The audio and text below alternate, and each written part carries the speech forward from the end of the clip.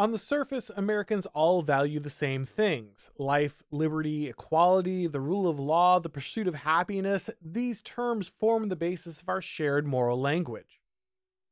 If a nation is to forge a shared identity, it must share a moral vision, an understanding of what they will be as a people. To arrive at that moral vision, a people must speak the same language, not just in the literal sense of speaking English, but they must all mean the same thing when they use specific terms. Without a shared language with which to discuss basic truths, no unity of identity or purpose is possible. The Great Seal of the United States bears the Latin phrase e pluribus unum, out of many one, but we can't become one if our fundamental ability to discuss moral truths has broken down.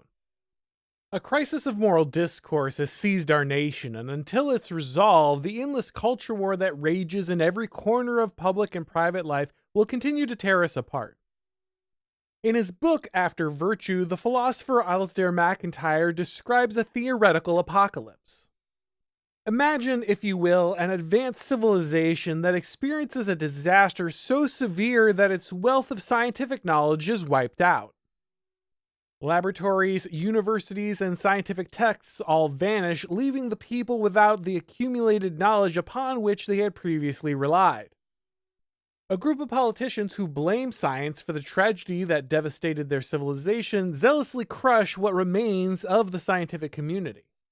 After a few decades, these politicians are removed from power and society begins to rebuild.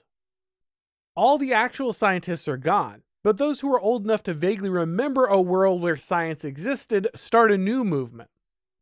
They attempt to resurrect science, but their understanding is seriously lacking. These men were only children when their civilization still possessed a mastery of science.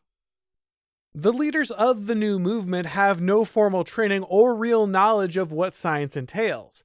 They lack the necessary equipment and texts. They don't truly understand the theories involved. The concept of science that this post-apocalyptic society cobbles together is built on fragments, the faded memories of people who never truly understood what science was in the first place. This movement becomes vital to the culture of our imaginary civilization. Adults can be found arguing about scientific theories they don't really understand.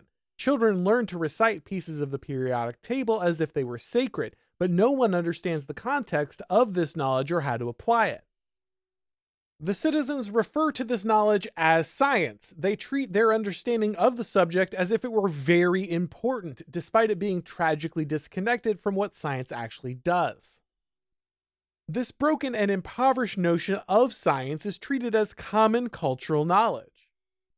Scientific terms like photon and chlorophyll enter common use, but no one understands their original meaning. No one understands that they're using the words incorrectly. Eventually, rival factions develop with entirely different interpretations of scientific knowledge. Society divides along these lines as each faction argues for competing interpretations of this central cultural ideology. The factions don't realize that their civilization will never be able to resolve these competing claims because they lack the critical information involved in the original concept of science. By now you can probably figure out where this is going. Alasdair MacIntyre is asserting that this is how our current civilization understands morality. We have a hard time perceiving that our own understanding of morality is broken because we are ourselves moral creatures. We all need a concept of morality to function, so even if our own understanding of morality is broken and limited, we're required to treat it as if it's complete because we don't know how to function any other way. Even the radical who thinks the current system is completely broken must act as if our society has the fundamental language necessary to understand morality. MacIntyre writes, quote, "For the modern radical is as confident in the moral expression of his stances and consequently in the assertive use of the rhetoric of morality as any conservative has ever been. Whatever else he denounces in our culture, he's certain that it still possesses the moral resources which he requires in order to denounce it. Everything else may be, in his eyes, in disorder, but the language of morality is in order, just as it is. That he too may be betrayed by the very language he uses is not a thought available to him." End quote. It should be clear why a civilization that can no longer collectively define the words man and woman would have a similarly difficult time defining shared concepts like justice or liberty. When progressives destroyed the shared Christian culture of America, they destroyed the foundational axioms of our language that allowed for moral discourse. That foundation is so shattered that Christians in the modern United States often have difficulty communicating these concepts to each other. Where there's no shared moral language, there's no shared moral vision. And where there's no vision, the people perish.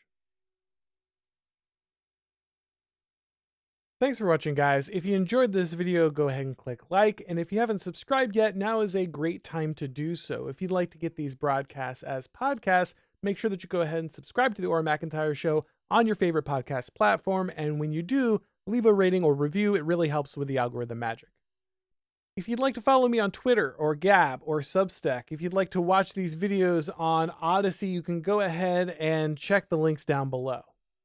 And of course, you can watch all of my episodes and read all of my columns over at The Blaze.